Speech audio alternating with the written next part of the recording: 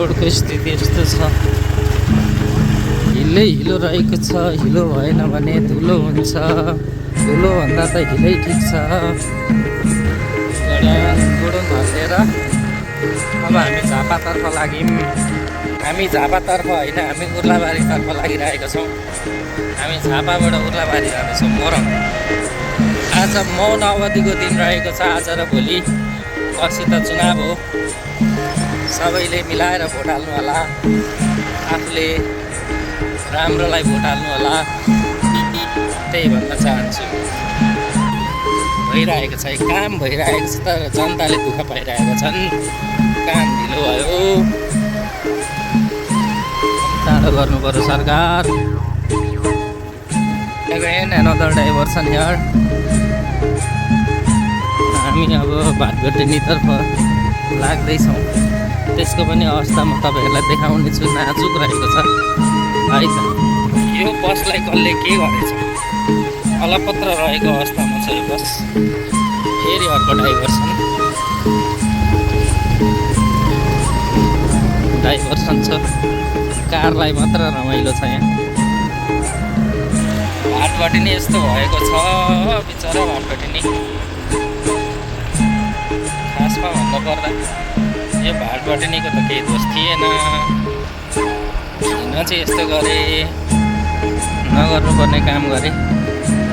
यो भाटघटेनीमा पनि धेरै यादहरू जोडिएको छ। अब हामी यहाँबाट पनि लाग्यौँ पश्चिमतर्फ।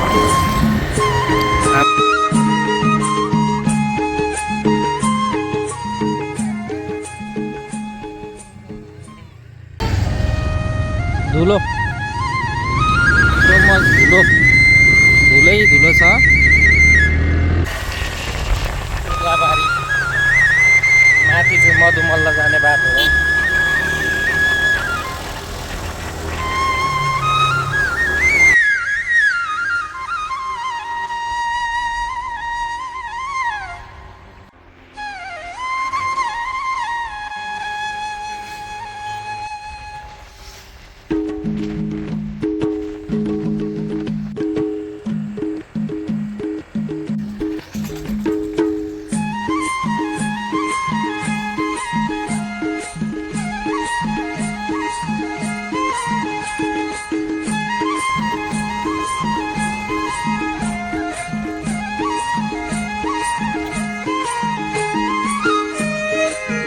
यो चाहिँ पत्री रहेको छ, हामी पत्रीबाट अगाडि बढिसक्यौँ।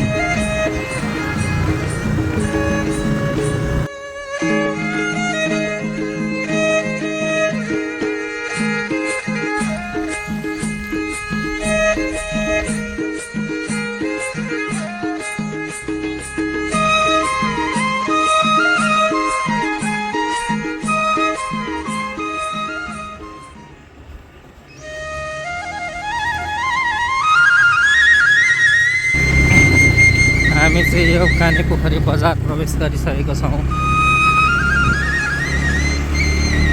राम्रो बजार रहेको छ।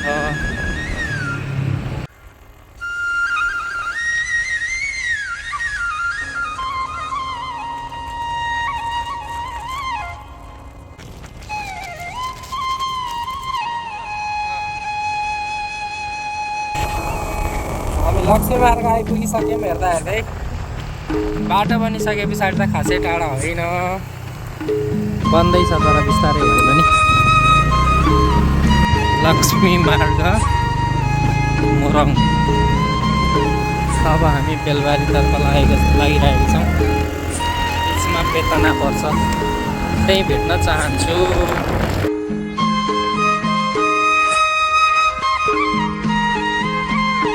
हामी बेतना सिमसार आइपुग्न लागेका छौँ। ट्याङ्करले पानी हाल्दैछ, हिलो बनाउँदैछ।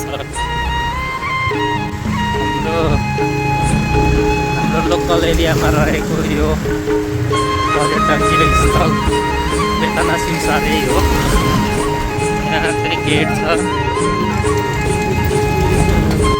हामी बेलबारीतर्फ लाग्दैछौँ यहाँबाट। अब हामी हाम्रो घर पुग्नलाई 3 किलोमिटर मात्र बाँकी छ।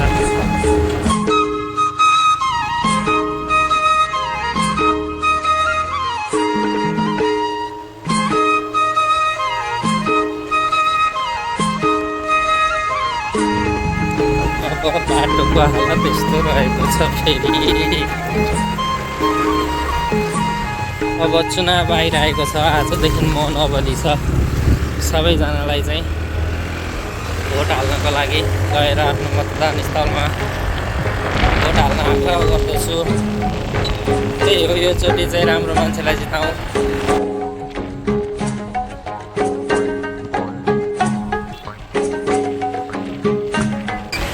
हामी बेलबारी बजार पनि क्रस गर्न लागिसकेका छौँ।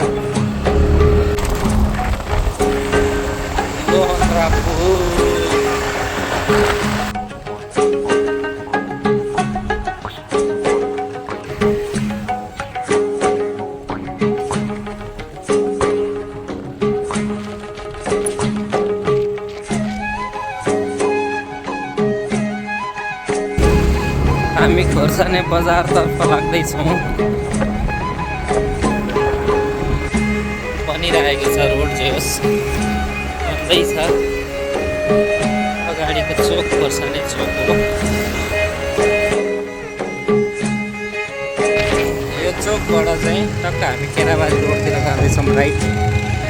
हाम्रो खोर्सानीको प्रतिमा पनि रहेको छ यहाँ।